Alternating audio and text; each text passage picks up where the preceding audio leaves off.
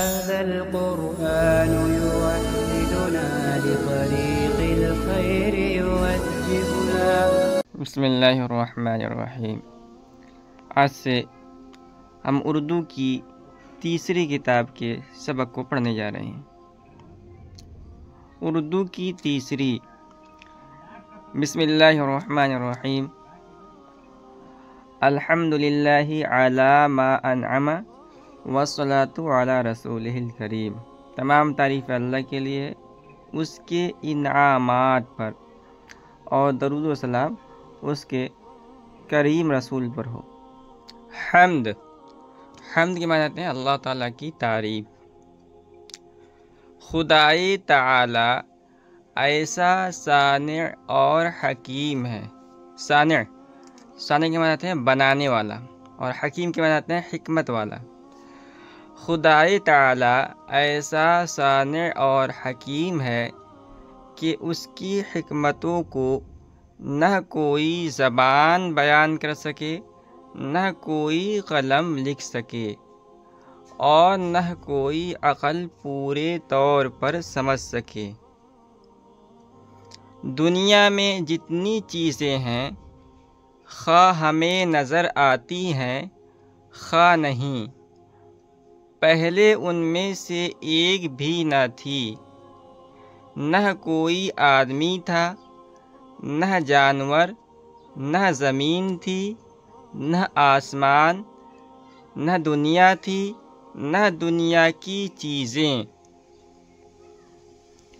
صرف وہی ایک پاک خدا تھا۔ اسی نے اپنی کامل حکمت سے آسمان و زمین کو پیدا کیا۔ آسمان پر چاند، سورج اور ستارے بنائے، زمین پر پہاڑ کھڑے کیے، دریا بہائے، درخت اگائے، سبز گھاس کے فرش بچھائے، اور ان سے فائدہ اٹھانے کو چونٹی سے لے کر ہاتھی تک، پسو سے لے کر شتر مرغ تک ہزاروں قسم کے جانور پیدا کیے، جن میں سب سے افضل انسان ہے۔ تو یہ سب آسان الفاظ ہیں۔ اس میں ایک پسو آیا ہے، پسو بھی ایک جانور ہے، اور آپ دیکھ سکتے ہیں اس کی تصویر کچھ یوں ہے۔ شتر مرغ بھی ایک جانور ہے، اور اس کی تصویر کچھ یوں دکھتی ہے۔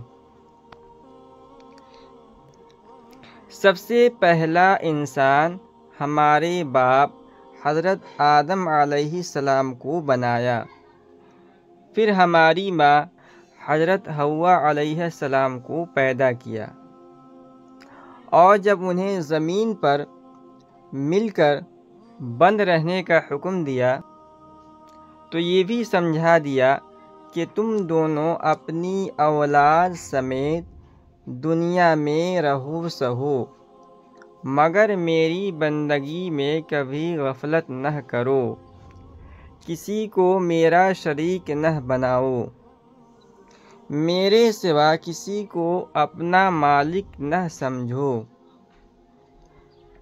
جو حکم دوں اسے مانو، جس کام سے منع کروں اسے نہ کرو۔ جب حضرت آدم علیہ السلام کی اولاد بہت بڑھ گئی تو زمین کے مختلف حصوں میں جا بسی۔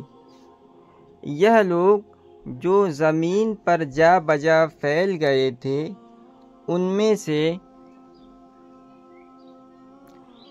بہترے تو ایسے تھے جو اپنے پیدا کرنے والے کے احسانوں کو جانتے تھے۔ اس نے جو احکام حضرت آدم علیہ السلام کو دیے تھے انہیں مانتے تھے، مگر کچھ ایسے بھی نکلے جنہوں نے اپنے حقیقی مالک کو بھلا دیا، اس کی پرستش سے منہ موڑا، اس کے حکموں کو نہ مانا، اور اپنی ہوا و ہوس کو پورا کرنے کی دھن میں لگے رہے۔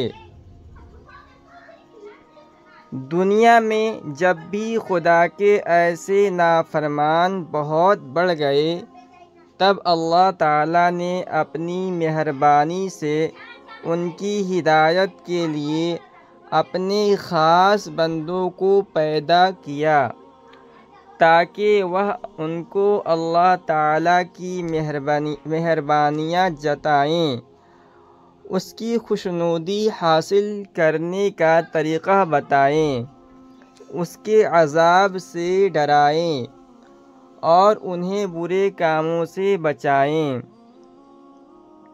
خدائے تعالیٰ کے خاص بندے ان لوگوں کو سمجھاتے تھے کہ تمہارا اصلی اور حقیقی مالک وہی ہے جس نے تم کو پیدا کیا،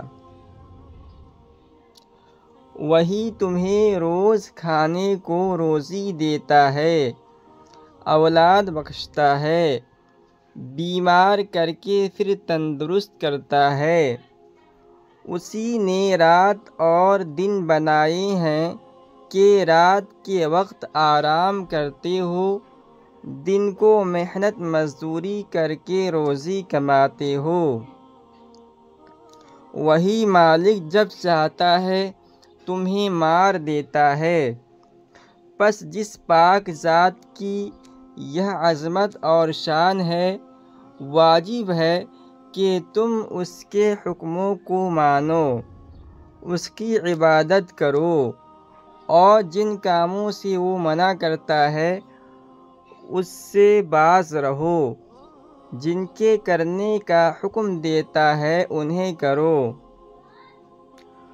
خدائے تعالیٰ کے یہ خاص بندے جو خدا کے رسول اور نبی کہلاتے ہیں، ہمیشہ گمراہوں کو اللہ تعالیٰ کی راہ دکھاتے ہیں، اور ان سب میں آخری رسول وہ ہیں جن کی امت میں ہم ہیں اور جن کا مبارک نام حضرت محمد مصطفیٰ صلی اللہ علیہ وسلم ہے۔